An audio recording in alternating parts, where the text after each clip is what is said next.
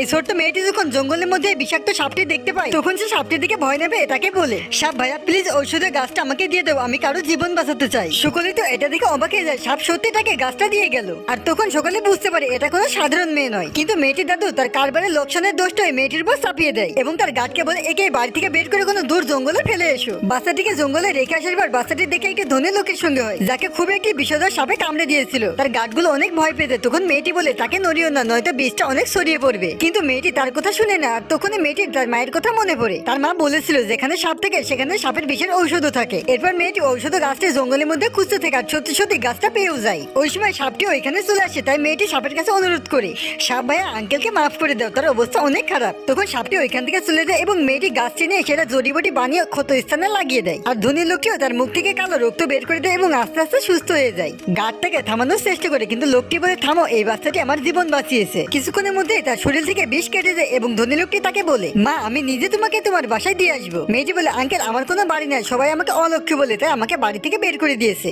তাই লোকটি বলে, আচ্ছা সমস্যা নেই, তুমি তাহলে আজকে থেকে আমার মেয়ে। বাড়ি এসে লোকটির ওয়াইফ মেয়েটিকে দেখে সে অনেক খুশি হয়ে যায়, কেন সে অনেক আগে থেকে একটি মেয়ে আসছিল। তাই মহিলাটি তাকে বলে, বলো মা তোমার কি উপহার চাই। মায়ের জেড লকেট, এটা আমার মায়ের শেষ স্মৃতি। তো বন্ধুরা পার্ট 2 দেখার জন্য ভিডিওটা লাইক করে চ্যানেলটিকে সাবস্ক্রাইব করো।